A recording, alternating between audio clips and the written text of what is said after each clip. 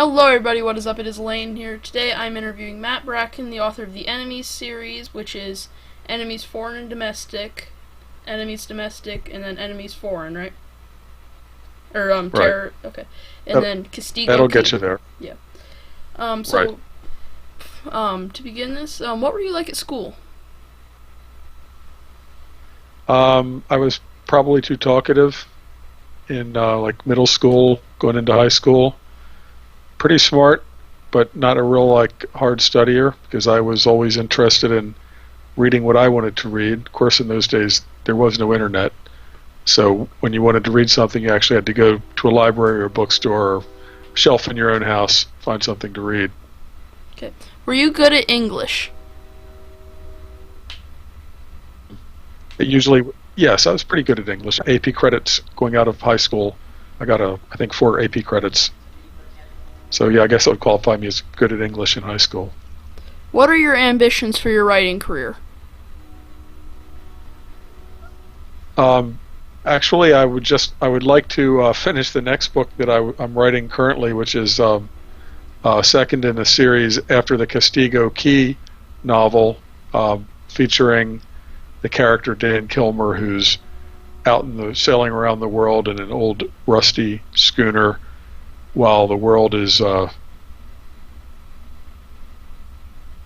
frozen. as we know it, no airline traffic, things like that. I about half of that cut off because our internet connection's kind of poor. It doesn't matter. We'll Okay. do it. I'll do it again. Okay. So do you want to just like I wasn't able to hear you after when you talked about the character. When you talked about how he was sailing. I couldn't hear after that. Right. Yeah. The character that I'm developing from Castigo Key and carrying through to the novel I'm writing now.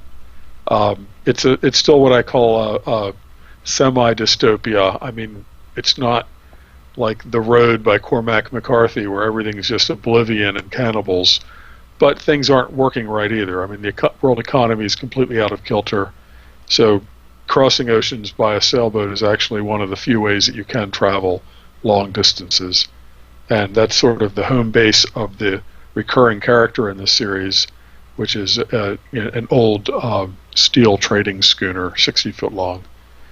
So it enables him to, from book to book, go to different places, different venues for different plots. Okay. That's what I would like to do in the future, is write a few of those books in that series. Okay. Which writers inspire you? A couple of English writers that aren't the British writer Gerald Seymour, I think, is pretty good when he writes about terrorism and things like that.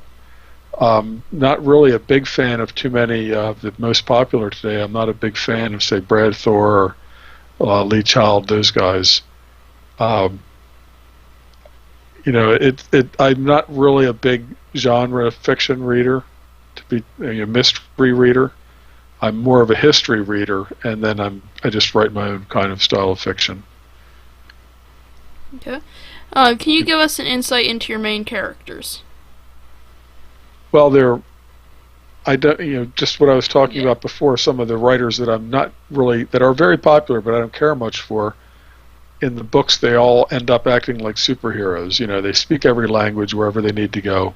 They're all kind of like, Tom Cruise meets Brad Pitt. They got the great girlfriends, drive Ferraris, they've always got a parachute when they need to jump out of a jet. And my characters are more, regular people. Maybe they've had a military background, but they're not like SWAT team, Benghazi special contract operators or anything. They're just normal people that get thrown into, stressful situations where they might have to call on their firearms or military training, but they're not like Rambos that, can jump over buildings. How much research did you do for your books? Tons. I read all the time. It's the main way. Now, I read some on my Kindle. There's a lot of great books on the Kindle free library that you can download for $0.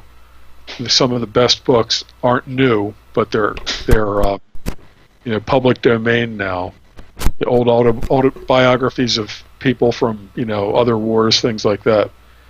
That's what I would recommend is reading a lot of history. Read what happened before if you want to find out what happens next. Where do the ideas for your books come from? From everyday life and from recurring patterns in history. If you can, I was just looking at some YouTube videos of and I just clicked from one jump to another, and I was looking at these 2004 tsunami videos where it hit like Thailand and Indian Ocean after an undersea earthquake. And I was really struck at the beginning. It shows all these people in several different countries down at the seashore, and they're all just completely baffled when the ocean tide is suddenly going way out. It's like a curiosity. They're just dumbfounded. Look at that. The ocean's just gone down like 20 feet. Way out. It's out hundreds of yards. And they walk down and look at the beached boats. And it's like, wait a minute. If you knew history, if you knew what that was, you'd be hauling butt for a tall building or up a mountain, because that's the suckback. That comes before the tsunami hits. So I see people today, and they're like the morons walking on the beach while the tide is going out.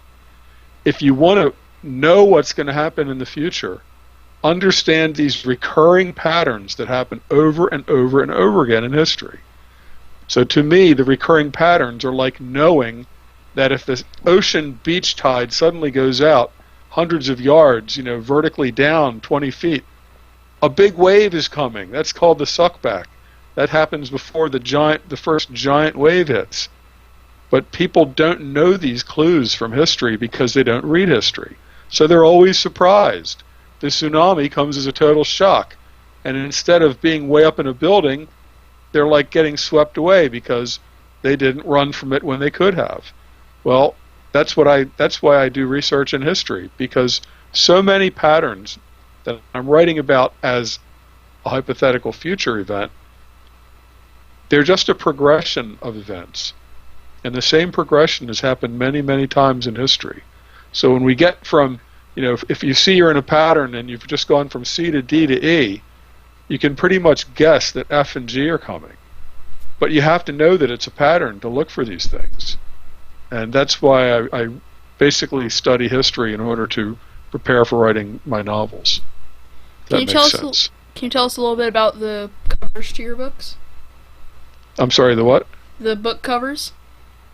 I wanted something very simple that would convey the meaning of the book, even if it was a thumbnail sized.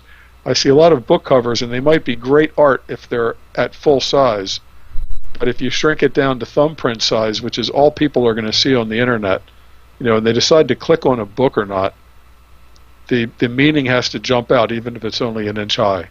So I made them very simple vector graphic diagrams, very sharp lines, very basic colors. The first one is yellow, then red, then blue, so that even as an inch high, you can tell what they're about. How are you publishing your books? I do my own work. I have a company that does printing and another company that warehouses and distributes. But you can handle all of these details yourself today. There's nothing about it that's mysterious. You basically write your book as a Word document, you format it in a PDF, and it can be printed from there. It's not, it's pretty basic stuff today. What advice would you give to aspiring writers? Keep a journal is a good idea. Always try to write every day, even if you don't feel like it. A journal is a good reason to kind of prod yourself to get a few paragraphs in every day. And write ideas when you get an idea. Have a notebook just full of ideas. I think that ideas are kind of like a soap bubble. They're very clear in front of you and you have them, but they pop and they're gone. Like you have a dream and you had a great dream, but you can't remember the details the next day. So when you have these great ideas, like for a character or a plot element or even a scene, a location, write a few paragraphs in a journal that's just a journal of ideas, not like your daily diary, but just like ideas for things you might like to write someday. Once you write them down, you've captured it, and you can always go back to it. So don't just let those bubbles pop and go away. write down your good ideas. Do you have any advice for other authors on how to market their books? Well, I think it's sort of like narrowcasting is a possibility today using, of course, social media, which is almost like a cliche. But whereas earlier times, let's say 50 years ago, you would have had to put an ad on the radio or buy a billboard. So basically everybody passing the billboard sees it, or everybody listening to the radio hears your ad. That's broadcast marketing. But on the internet, you can actually find affinity groups or hobby groups, interest groups that are interested in what you're selling. And it's not just for books. If you're making custom-made jewelry, if you're a poet, whatever it is that you're selling, if you're making handmade custom guitars, you can now find the people that are interested in what you're selling and market directly to them. That's really been a big change from any time before in my life. So it's called niche marketing, and somebody said to me once, it's kind of a joke, you know what the secret of niche marketing is? They all work. That's the power of the internet. You can find your audience. You have to just work at it, find where they're hanging out on the internet, and get there, and work your way into the group. Sometimes buying banner ads, sometimes just replying on comment threads, things like that. Just use social media the best way you can. That's all I can say, I guess. How can readers and viewers of this video discover more about you and your work? Well, I've got a website, enemiesforeignanddomestic.com, all one word, with 2 D's, and domestic, where if you just put Matthew Bracken in any search engine, stuff will come up. Now, if people don't have time or interest in reading really, really long novels, they might want to look at my short work. A lot of it is linked on my links page of my website. Yeah, and your website link will be in the description of the video.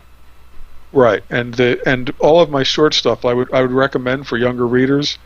Start with something I wrote recently called The Alienoric Way that you'll find on the website. But there's a lot of pretty cool stories also on my links page. I have one called Trapping Feral Pigs and Other Parables of Modern Life, sort of like little short vignettes.